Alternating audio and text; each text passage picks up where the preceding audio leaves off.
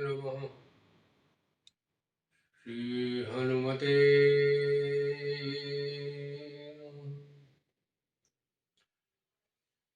वामे भूमि सुता पुरस्तु हनुमान् पृष्ठे सुमित्रा सुतः शत्रुघ्नो भरतश्च पार्श्वदलयो वायव्याधिकोणेषु च सुग्रीवश्च विभीषणश्च युवराट् तारासुतो जाम्बवान् मध्ये नीलसरोज कोमलरुचि रामं भजे श्यामलम् रामं भजे श्यामलम्। बोलिए गोस्वामी तुलसीदास जी महाराज की जय। सर्वप्रथम तो अयोध्या में भव्य श्री राम मंदिर के निर्माण और उसमें भी भगवान का श्री विग्रह और उसकी जो स्थापना हो रही है उस मंगलमय अवसर पर सभी भारतवंशियों और सनातन धर्मियों को प्रणाम। सनातन ही एकमात्र धर्म है, बाकी सब मत हैं। बहुत अध्ययन करके देख लिया, या मैं ये कहूं कि जो भी सनातन धर्म है उसी में से कुछ कुछ लेकर के लोगों ने अपने अपने मत निर्धारित कर लिए। इसके प्रमाण मेरे पास है।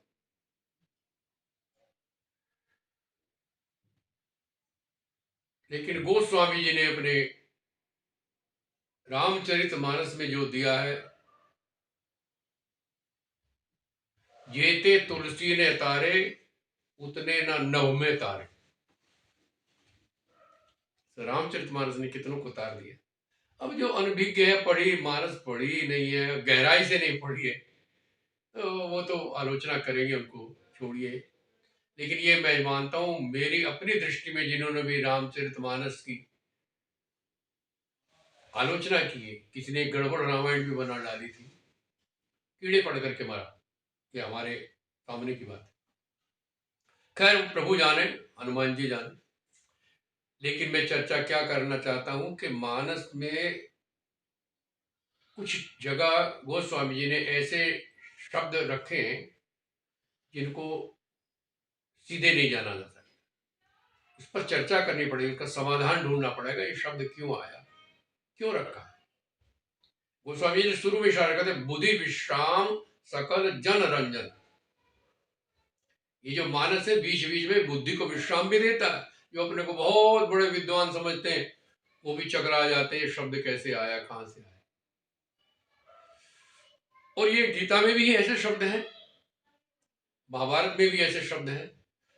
हर काव्य में, हर शास्त्र में कुछ ऐसे शब्द होते हैं जिनको जटिल बनाया जाता है ताकि वहां विचार करने का मौका मिले साधक।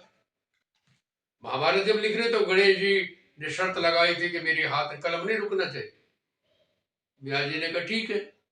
तो उन्होंने भागवत में ही और महाभारत में भी, गणेश जी ने भी महाभारत के लिए बताते, बीच बीच में ऐसे कूट श्लोक बोलते हैं, उनको वो डाल दी।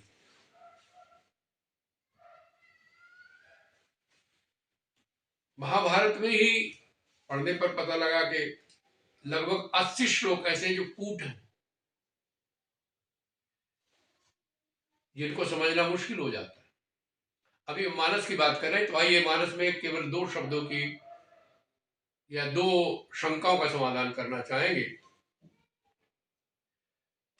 इसलिए कि इस पर मैंने कहीं कोई चर्चा सुनी नहीं। मेरे पूज्य गुरुओं के भी गुरुओं ने मुझे बताया, वो भी छोटी उम्र में मैंने वो सुने थे, वो मैं आपके सामने रख रहा हूं, आपके काम आएंगे।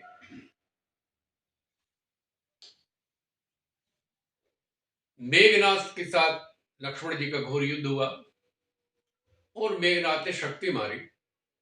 वहां तो कहते भाई मूर्छा आई, लेकिन कई शास्त्रों में लिखा कि उसके तो प्राण ही शांत होने वाले थे, बस सुबह होते ही प्राणांत हो जाते।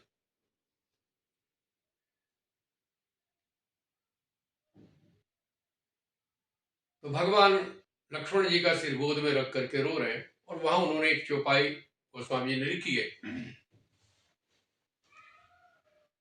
जो जनतेऊ बन बंधु बिछोहू, तो पिता वचन मन तेऊ नहीं ओहू। या ओहू शब्द पे जरा जोर दे रहे हैं हम। ओहू, वो वचन ना मानता, वो कोई दूर का है, नहीं तो यही होता। अब राम से आप उम्मीद करेंगे कि पिता का वचन नहीं मानेंगे? वो तो पितृभक्त के नाम से दुनिया उनको याद करती, फिर पुत्र हो तो ऐसा। पिता ने कहा भी नहीं कि तुम वन में जाओ, कहीं नहीं लिखा हुआ, केवल सिर्फ इतना जानकर कि मेरे पिता दुविधा में है और मेरी माता ने 2 वचन मांगे हैं, तो मेरे पिता दुविधा में न रहे, 14 वर्ष के लिए निकल पड़ते, तो वो पिता के वचन को कैसे नहीं मानते? संकेत बहुत गहरा है। ओहू, कोई बहुत पहले बचपन में घटना घटी थी, वहां का संकेत है। गुरुओं ने बताया, आप इसको स्वीकार करें। हुआ ऐसा कि रावण ने, विभीषण ने और कुंभकर्ण ने तपस्या की मिलकर के। ब्रह्मा जी प्रकट हुए और रावण ने वरदान मांगा, हम काहू के मरई न मारे। असुरों का हमसे मतलब होता शरीर से, बस इतना ही अंतर है। परम ज्ञानी और अज्ञानी में यही अंतर है। ज्ञानी मैं, चतुर्थ में, तीसरे मैं को ध्यान करता है। एक शरीर में शरीर, एक अंतःकरण के द्वारा शरीर सूक्ष्म, और एक कारण शरीर से परे मैं। ये विद्वान लोग। अहम शब्द प्रयुक्तोयम केवल बुधई, पंचदशी में ये कहीं पढ़ा था। लेकिन असुर मैं शरीर को मानते हैं, इस शरीर को खिलाओ पिलाओ मोटा, eat drink and B Mary, खाओ पियो मौज करो। इस शरीर को बचाने के लिए किसी को भी मारना पड़े, दुखी करना पड़े, कोई चिंता न करो, अपना शरीर बच जाए। तो रावण का संकेत अपने शरीर से।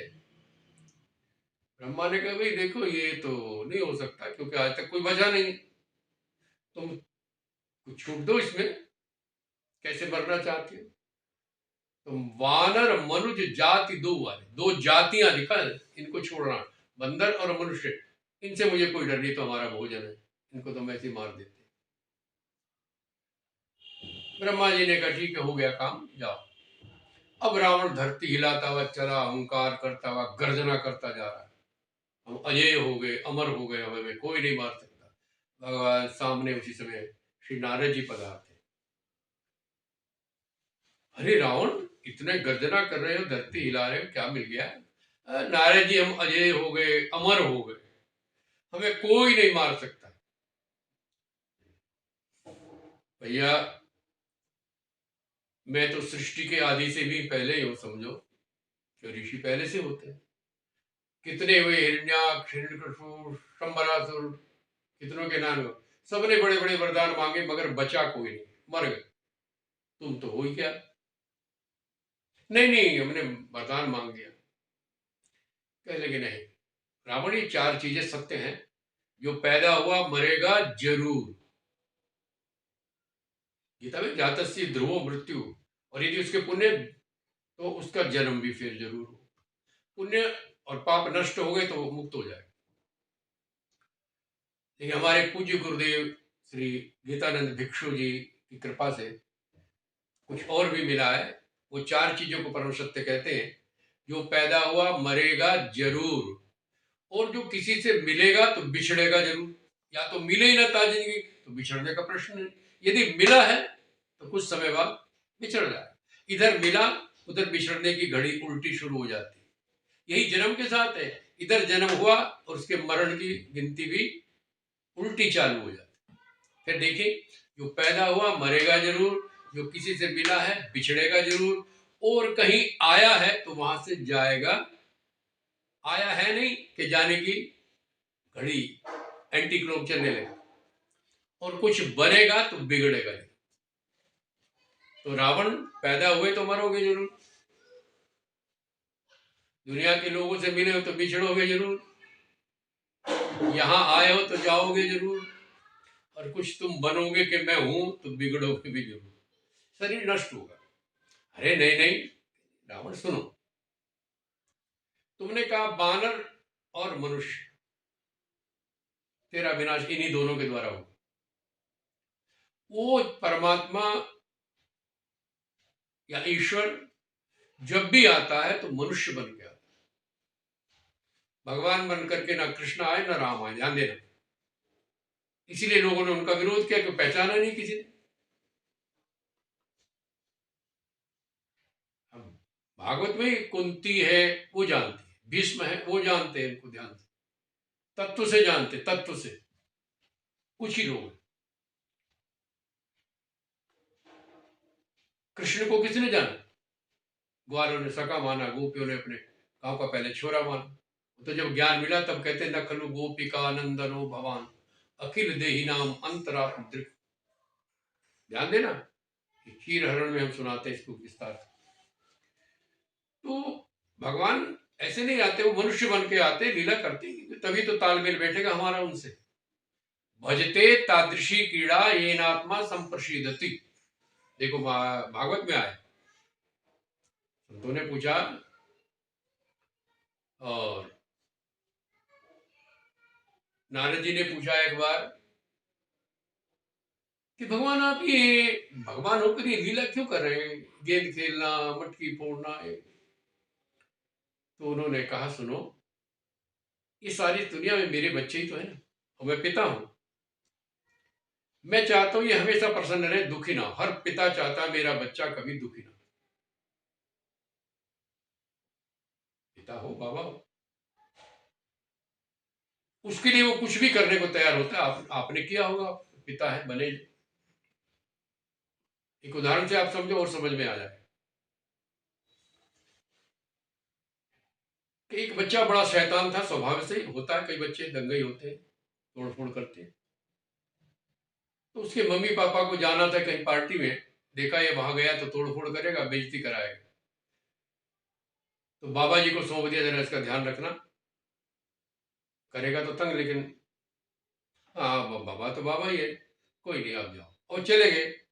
अब वो कभी जिद करता है ये लाओ ये लाओ, तो उसको बालकनी में ले आए, और बालकनी में ला करके दिखा रहे, देखो वो कौवा है, ये वो जा रहा है, एक गधा जा रहा था। बाबा जी ये क्या है, ये क्या है? बेटा एक गधा है, गधा खोता। बस उसे तो जिद लग गई, बच्चा तो बच्चा ही होता, मैंने तो गधे पे बैठना है, मैं तो खोते पे बहना है, कैसी भी किसी भाषा में। और लाते मारने लगा बाबा को। बाबा ने कहा गधा कोई कोठी में थोड़े लाया जाएगा, कहले गधे पे बैठना है ना। हाँ। अब अंदर गए और झुक के ऐसे हाथ नीचे रख करके गधे की आकृति, घोड़े की आकृति बना ऊपर बिठा दिया, और एक कपड़े का वो हंटर बना के देते, ले बेटा बैठ, चला चल मेरे घोड़े, मार रहा है। अब यहाँ बताइए, बाबा भी क्या दुखी है? नहीं, बाबा भी खुश है और बच्चा भी खुश है।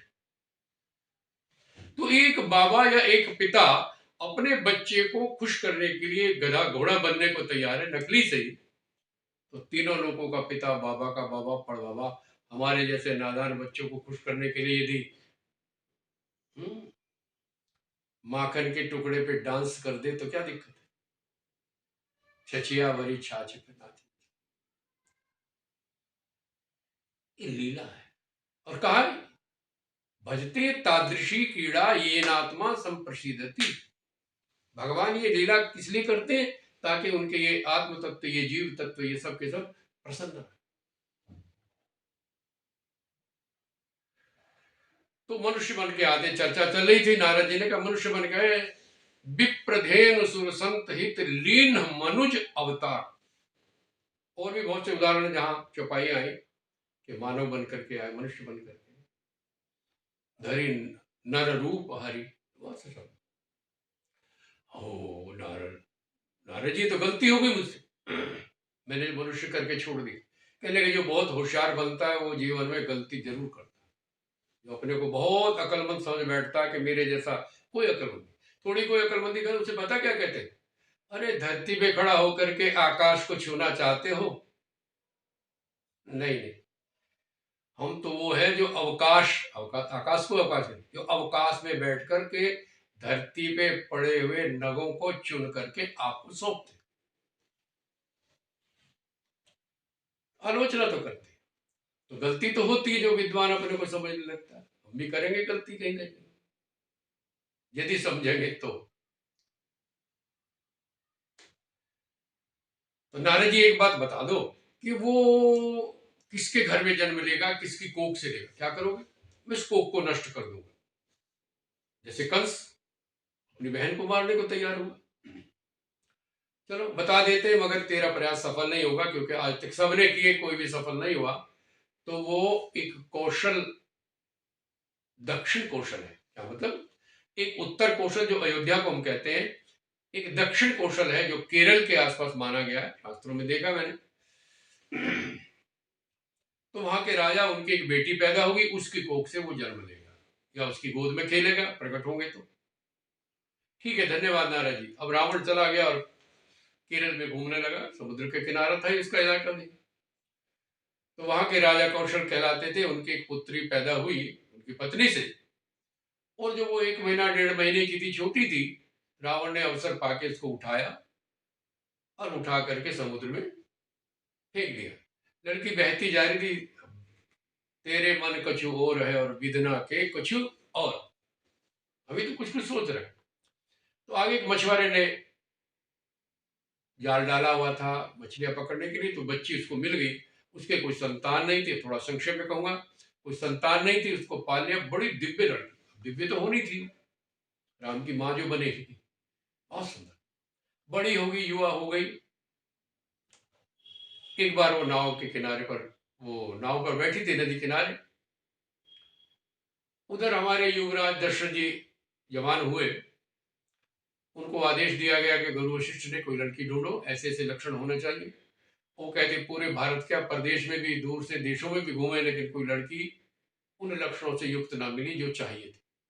जब वो वापस आ रहे थे तो उन्होंने जमुना किनारे इस कौशल्या को बैठे देखा। जैसे इसके माथे को देखा तो ये तो ज्योतिषी भी थे बहुत बड़े, फेस रीडर। चेहरा देख करके पहचान लिया कि ये वही लड़की है, इसमें वो सब लक्षण है जो हमारे राजकुमार के लिए चाहिए।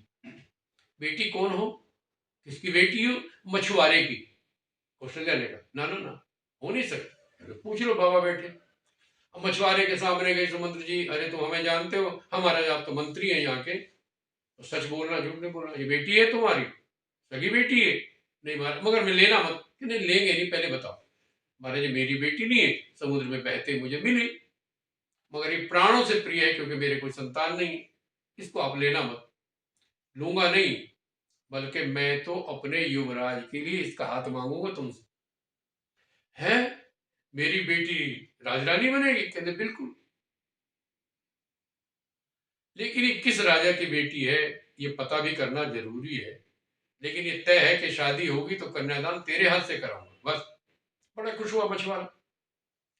अब सुमंत्र जी ने कन्या के लक्षण कुछ ढूंढे और डोंडी पिटवा दी सब जगह के, ऐसी कन्या किसी की गायब हुई हो तो कृपा करके खबर करे अयोध्या में राजा दशरथ के यहाँ सुमंत्र जी को। तो कौशल के नरेश ने जब सूचना मिली तो सूचना जो है, मेरी बेटी ऐसे ऐसे गायब होगी, ये उसके शरीर पे निशान है, कोई तिल का किसी चीज का चिन्ह का निशान है। उनको भी बुलाया, समझाया कि देखो अब ये इसने पाला, क्योंकि पालन करने वाला भी पिता कहलाता है हमारे शास्त्र के नियम, है ना? और ये पिता भी पालन करता है, पैदा तो माँ ही करती है, तो पालन करने वाले को पिता माना, उसका अधिकार ज्यादा हो जाता है। तो देखो भाई, कन्यादान तो वो करेगा, तो कहने लगा दहेज मैं दे दूंगा, कहने आप भी आना, ठीक है। अब बात क्या, शादी तय होगी। अब इतने बड़े राजकुमार की शादी है भाई, चक्रवर्ती राजाओं के यहाँ, तो फिर दुनिया में खबर जाएगी, कार्ड छपे। अब मैं अपनी भाषा में सुनाता हूँ ये कथाएं, मेरी शैली तो और अलग है, थोड़ा रोचक बना के। तो एक कार्ड रावण के हाथ में लग गया कहीं से, उसमें लिखा था दशरथ वेड्स कौशल्या, डेट भी लिखी है। कौशल्या, कौशल्या के पेट से तो पैदा हुआ, वो तो मर गई थी। अब उसने खोज करी तो पता लग गया कि तो वही लड़की है। मछुआरे को भी सब बात पता करी, और उससे तो बड़ा तो काम होके रहेगा, मारने वाला आएगा। लेकिन एक दैवयोग बना कि जिस रात शादी हुई दशरथ की, उसी रात कहते हैं कि देवताओं का संदेश आया कि दशरथ जी जल्दी आइए, यहाँ पर आक्रमण हो गया दैत्यों का, आप हमारी सहायता करें। जाते थे पहले लोग, रघु का जाता था, दिलीप का जाता था, तो इनका भी जाता था। तो ये उसी हालत में कौशल्या को विदा मांग करके चले गए युद्ध के। रावण घूमने लगा कि कौशल्या को मारने का प्रयास तो फेल हो गया। अब दशरथ को विकार करूं, तो दशरथ जब युद्ध से लौट के आए, महीना 2 महीना 4 महीना बाद, थके हुए विश्राम करे, तो साधु का वेश बना करके पहुंचा। देखो, साधु का वेश बना करके वाली बहुत कथाएं आपको मिलेंगी, ये आज भी हो रहा है। क्योंकि साधु का वेश बनाने के लिए कोई ज्यादा झंझट नहीं है, थोड़े से बाल बढ़ा लो, चंदन लगा लो, गले में माला पहन लो, हो गए साधु। नहीं भाई, कपड़ों से साधु नहीं होता, बाहर के चैनों से साधु नहीं होता। साधनोति पर कार्यम, जो सदैव परहित में लगा रहे, कैसे सबका कल्याण हो, अपना हो ना हो, सबका कैसे कल्याण हो, जो इस चिंता में रहता है वो साधु है। अब वो किसी वेश में हो, नेता के वेश में हो, संत के वेश में हो, किसी भी रूप में आ सकता है। तो आकर के आवाज लगाई, भिक्षाम देहि, आवाज पहुंची। सेवकों ने कहा, महाराज जी भिक्षुक खड़ा है, तो जाओ जो चाहे दे दो, क्योंकि ये रघुकुल के नियम है कि हमारे यहाँ से कोई खाली नहीं जाता, अयाचक करके भेजा जाता, जो मांगे सोना चांदी दे दो। अब सेवक लेके गया सोना चांदी थाल में, उसको डांट दिया, है हम कोई छोटे मोटे भिक्षुक हैं, राजा को भेजो। देखो, सम्मान दूसरे का उसके योग्यता के अनुसार करना चाहिए। तो ऐरा गहरा ठीक है, आप नौकर को भेजें, लेकिन कोई बड़ा व्यक्ति आए तो स्वयं सेवा करे, कहने का मतलब ये है, स्वयं अपने हाथों से, तब उसका पूरा सम्मान हो। तो किसी को भेज जाओ कर दो तो अपमान होगी।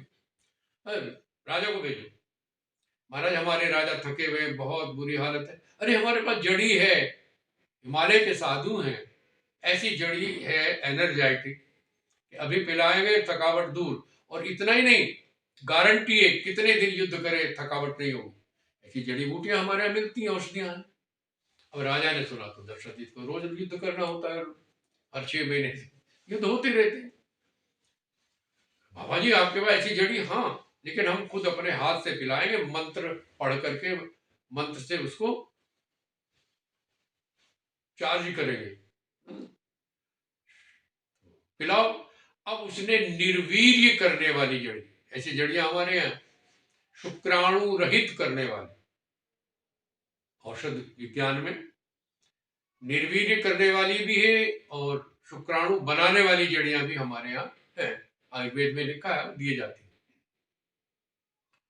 तो उसने धोखे से राजा दशरथ को जड़ी पिला दी, और जिसका परिणाम ये हुआ कि राजा संतान उत्पन्न करने लायक नहीं रहे। स्वाभाविक है। अब आप ये ना कहें कहां से महाराज ये आपने पूछा, ये हमारे गुरुओं का प्रसाद है, लेकिन सटीक है तो इसको स्वीकार करिए। अब कौशल्या से संतान पैदा नहीं हुई, बड़ा आश्चर्य हुआ, क्यों युवराज चाहिए। तो हमारे यहाँ आज भी नियम है कि पहले लड़की में दोष देखते हैं, बहू को कमजोर कमी बताएंगे कि इसमें कुछ कमी है, संतान नहीं। अरे संतान पुरुष में भी तो हो सकता है, और है ही। आजकल कई कथाएं सुनी है मैंने, ये अखबार में टीवी पे देखा कि किसी देवी से 2 लड़कियां पैदा होगी तो उसको घर से निकाल दिया, भगा दिया, मार ही दिया, 3 होगी तो जान से मार दी। अरे लड़की वो नहीं पैदा करती है, ये तो पिता का दोष है पगलो। बोलो, वो तो क्षेत्र है सिर्फ जहां तुमने बीज बोना, अब बीज ही खराब हो स्त्री को दोष, मगर ये नियम बना दिया पुरुष को कोई, लड़के को कोई दोष नहीं देगा अपने, लड़की में कमी है, लड़की में कमी कि आज भी हो रहा है। जरा ध्यान देना, मानस सब सिखाती है, सब बताती है, अब पढ़िए तो। चलो भाई, दूसरी लड़की लाते हैं, सुमित्रा से शादी करें तब भी नहीं हुआ, तब भी उसमें भी कमी मान ली गई। अब कैकेयी से, जिसके सारे लक्षण थे कि संतान वाली होगी, गुणों संपन्न थी, उससे भी शादी की तो भी संतान नहीं हुई। तो अब के बताइए, आप ही बचा रहिए, आप विचार करिए किसमें दोष दिखेगा। आप जो सुन रहे सोचिए किसमें कमी लगाओगे। अरे आनंद रामायण में तो 300 रानियों की बात आ रही। एक घटना बताई दे, बताते नहीं। बहुत पहले, अब से 35 साल पहले, मानस पे कहीं बोलने के लिए भेजा गया गुरुदेव के द्वारा। तो हमने कह दिया कि राजा दशरथ की अनेक रानियां थी। तो कुछ सज्जन खड़े हो गए, कहने महाराज ये 3 ही थी उनकी पटरानियां, और ये गलत बोल रहे हैं आप मानस में बताइए। मैंने कहा क्वचितन्य टोपी लिखा, अन्य जगह से भी गोस्वामी ने लिखा ना जी, आप मानस में बताइए। मैंने कहा अगर मानस में हुई तो कहने हम कथा करनी छोड़ दें, थोड़ी बहुत कथा करते थे। मैंने कहा ऐसा मत करना भगवान, हम तो चले जाएंगे बोल के, आप कथा सुनाते रहिए, आप मानस में बताइए। मैंने कहा तो सुनिए। सुनी शिशुरुदन परम प्रिय वाणी, संभ्रम चली आई सब रानी। जैसे राम जी रोए, सारी रानियां संभ्रम ने हड़बड़ा करके, भाग करके, दौड़ करके आई। कौन सी आई? सुमित्रा आ सकती है, आसन्न गर्भ है, अभी अभी डिलीवरी ड्यू है, क्योंकि आज चरु तो तीनों ने एक समय खाया, अगले क्षण हो, घंटे बाद, 2 घंटे हो, अगले दिन। न सुमित्रा आ सकती है, न की कही। तो कौन सी चौपाई है ना। थोड़ा लज्जित हुए, मैंने कहा नहीं, ऐसा कथा करना मत, छोड़ना। बहुत जगह संकेत है मानस में, कभी मौका लगा बताएंगे आप। बाकी गीतावली में भी उन्होंने संकेत कर दिया, और भी बहुत जगह। छोड़िए।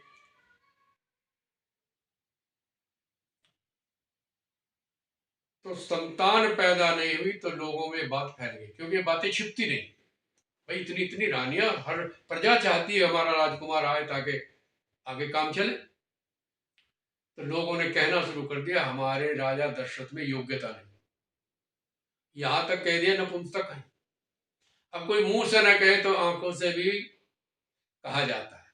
राजा निकलते तो टेढ़ी निगाह से देखते तो राजा को क्या होता है, दुख होगा ना। शब्द आया ग्लानि। ग्लानि पर बहुत मैंने चिंतन किया। ये मानस में कम से कम 10 जगह, 8-10 जगह आया हुआ है। ग्लानि का अर्थ होता है जब अपने में कमी होती है और दूसरों को पता लग जाए तो हीन भावना, इन्फीरिटी कॉम्प्लेक्स भी आप इसको कह सकते।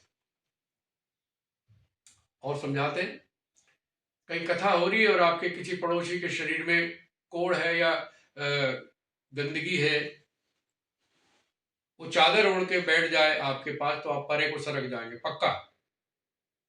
और 2-4 को पता होगा तो सारे उठने लगे, तो उस व्यक्ति को क्या हुई, ये है वो गिलानी।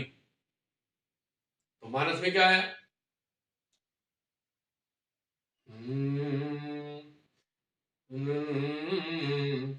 एक बार भूपति मन माही, भय गलानी मोरे सुत नाही। एक बार भूपति मन माही, भय गलानी मोरे सुत नाही। गुरु गृह गयऊ तुरत महिपाल, चरण लागी करी विनय विशाल। ग्लानि पैदा हुई, लोग कैसे कैसे देखते हैं। गुरुदेव आपको सब पता है, आपका लगाया हुआ ये वृक्ष और इस पे कोई फल नहीं आ रहा, मतलब मेरे कोई संतान नहीं। लोग तेरे तरह की बातें करने लगे। अब वशिष्ठ जी तो वशिष्ठ जी, उन्होंने क्या कहा कि धरहूं धीर हो हहीं सुतचारी, त्रिभुवन विदित भगत भयहारी। घबरा मत, 4 पुत्र होंगे। तो श्रृंगी ऋषि वशिष्ठ बुलाया, पुत्र काम सुख यज्ञ करा। ये आप सब पढ़ते रहिए। और वो चरु बांटा गया, तीनों रानियां गर्भवती हुई।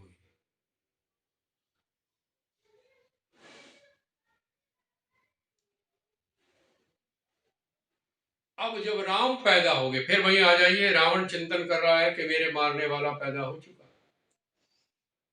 सिर पर हाथ रख के बैठे, तभी मेघनाथ उनके पुत्र आते हैं। इंद्रजीत,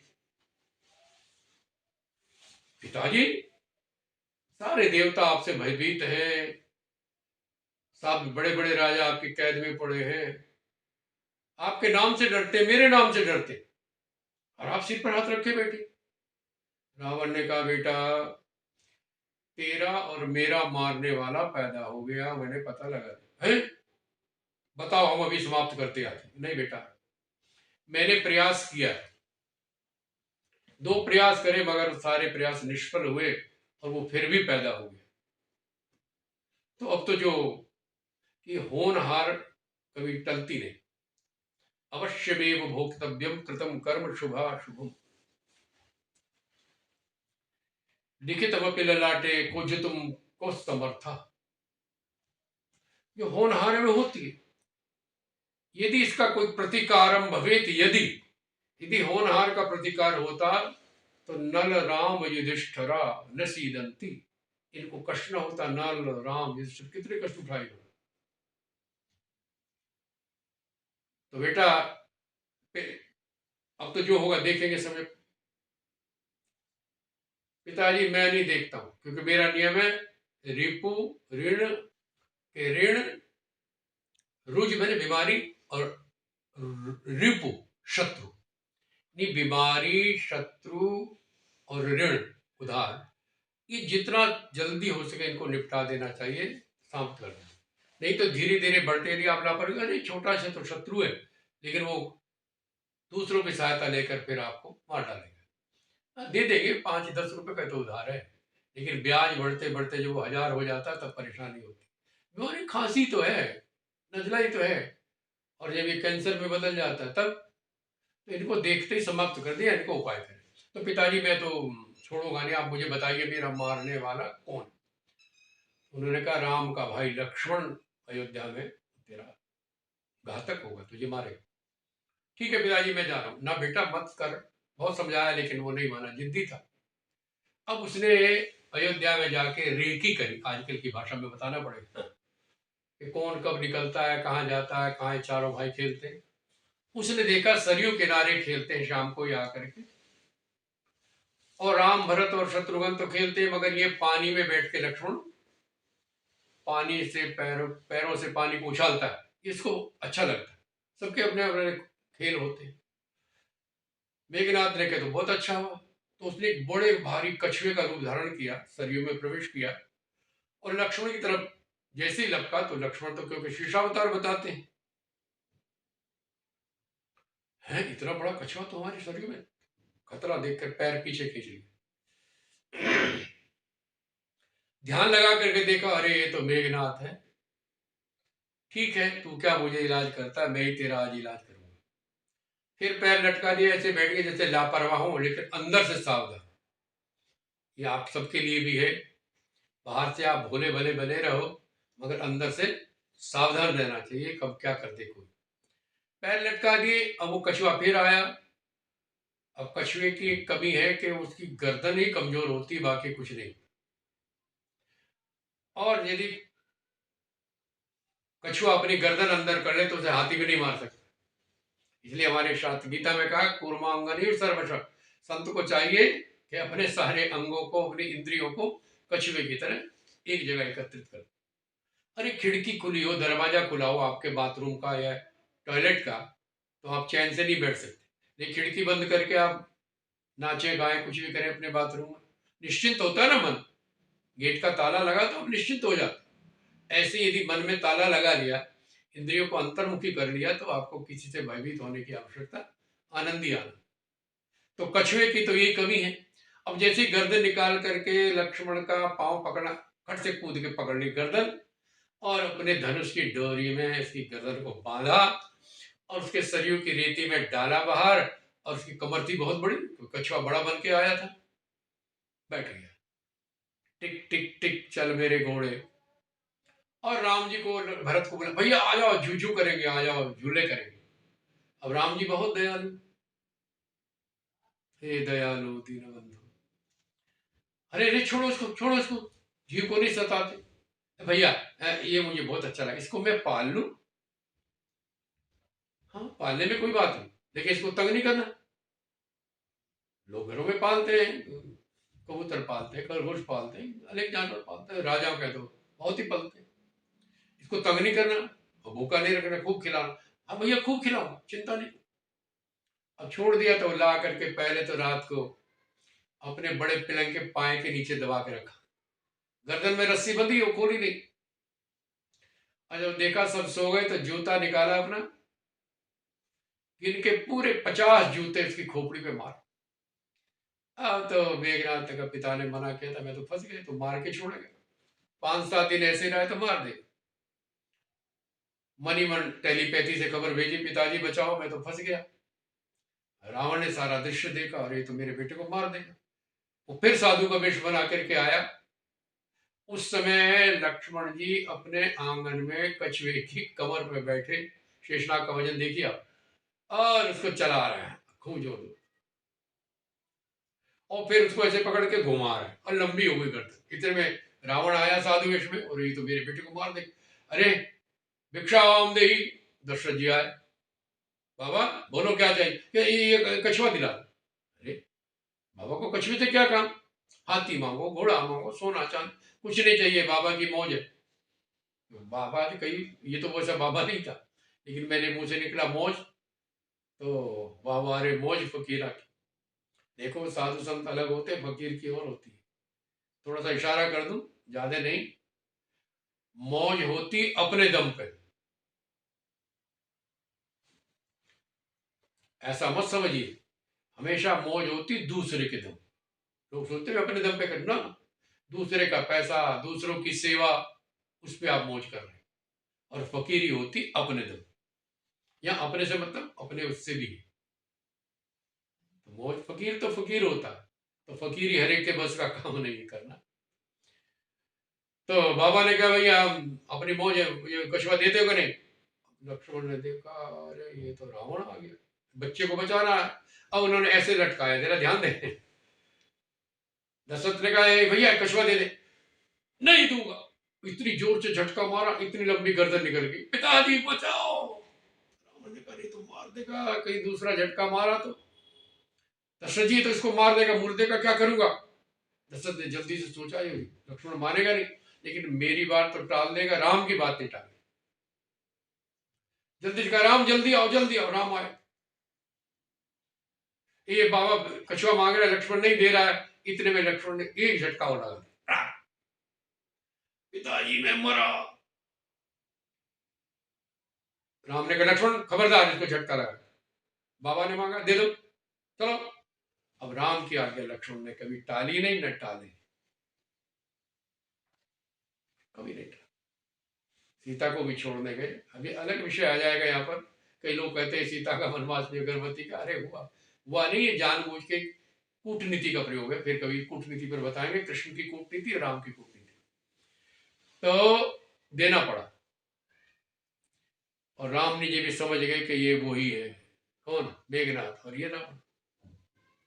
इसलिए आज जब लक्ष्मण उनकी गोद में पड़े मरने को तैयार, तब उन्होंने ये चौपाई बोली, जरा फिर ध्यान देने कि जो जन तेऊ बन बंधु बिछोहू, तो पिता वचन मन तेऊ नहीं ओहू। ओहू मेरे वो बचपन वाला, ध्यान देना, एहू और ओ में बहुत फर्क हो जाता है।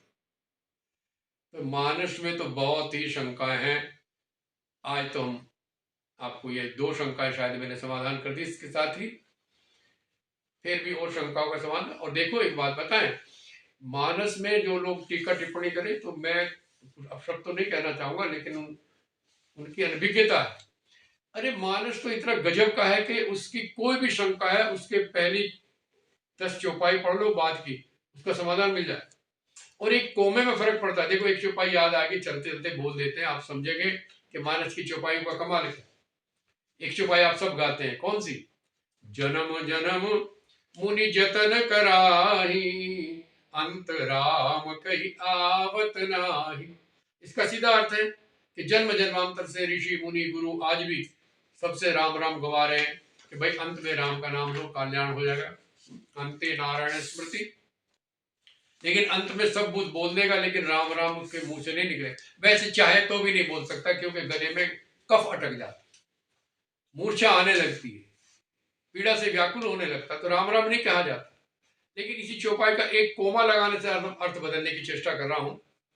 देखिए संक्षेप में, जन्म जन्म मुनि जतन कराही, और यदि अंत राम कही, यहां कोमा लगा दीजिए, यदि कहीं गलती से ने अंत में राम कही सो आवत नाही।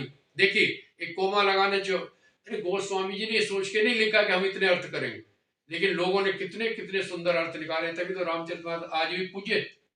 देख लिए ना, जन्म जन्म मुनि जतन कराही, रोक दीजिए, और यदि अंत राम कही, यदि सो आवत नाय, यदि गत्वा न निवर्तन्ते तद्धाम परमम मम।